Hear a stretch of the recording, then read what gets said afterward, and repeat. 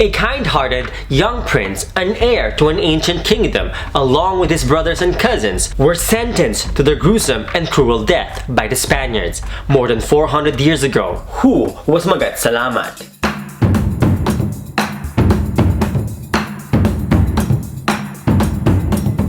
Mabuhay or in Kapampangan luwit kayo. You may have already seen his name in numerous streets and in many schools across the Philippines. In fact, even one of the warships of the Philippine Navy was named after him.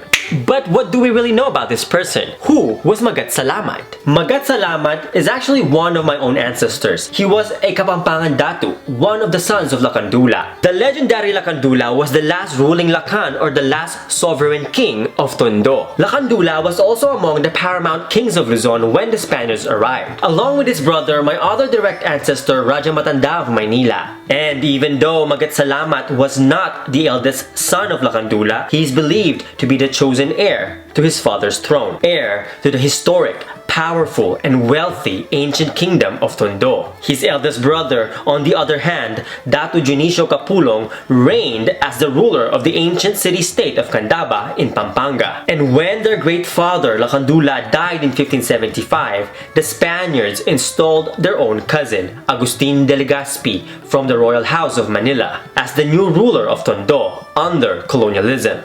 People back in the day also have said that Magat Salamat was a very good Dátû. He was a really nice person, that he was really kind, and that his heart was pure. They said that you wouldn't even recognize him as a Dátû if you ran into him while walking down the streets of their kingdom. That people wouldn't even think that he was royalty because of the way he presents himself. He was humble, he was genuine, and he was very respectful. And he was also known to be a champion of the people, helping everyone regardless of their social status or class background. A brave young Dátû who was always ready to sacrifice his own life to serve the people. There were even stories of Magat Salamat saving strangers, saving random people who were drowning in the mighty Pasig River, that he wouldn't even think twice before helping and defending the most vulnerable. Dátû Magat Salamat was still young when his father passed away in 1575, at the beginning of the Spanish conquest of the islands and the kingdoms of Luzon, when the young Dátû Magat Salamat witnessed the fall of their ancient civilization to the Spaniards. Later on in the years 1587 to 1588, Magat Salamat was involved in a grand conspiracy against the Spanish colonizers. Magat Salamat was among the primary leaders of what we now call the Revolt of the Lakans, or the Tondo Conspiracy, an epic conspiracy led by the Dátûs and Lakans of Luzon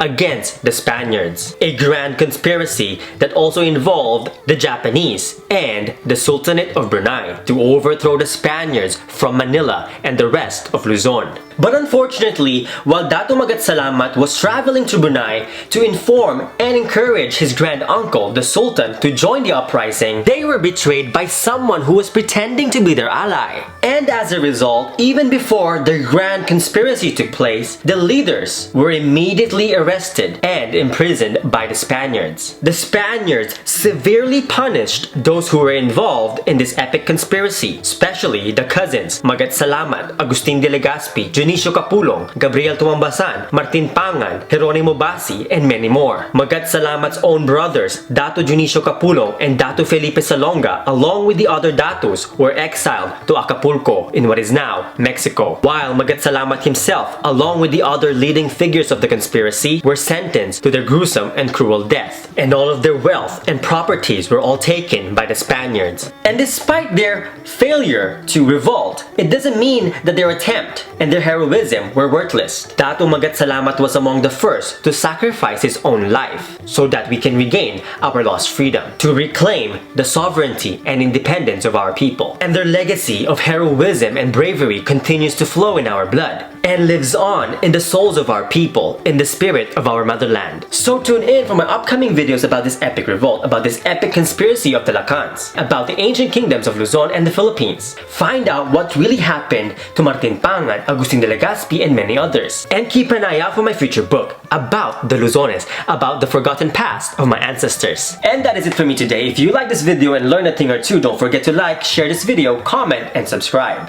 And if you want to help me make more videos like this, show your support and please be my patron or get a copy of my book, Dakalpong Salamat. See you next time. We're in Tagalog Kita Kits and in Kapampangan, Mikitix.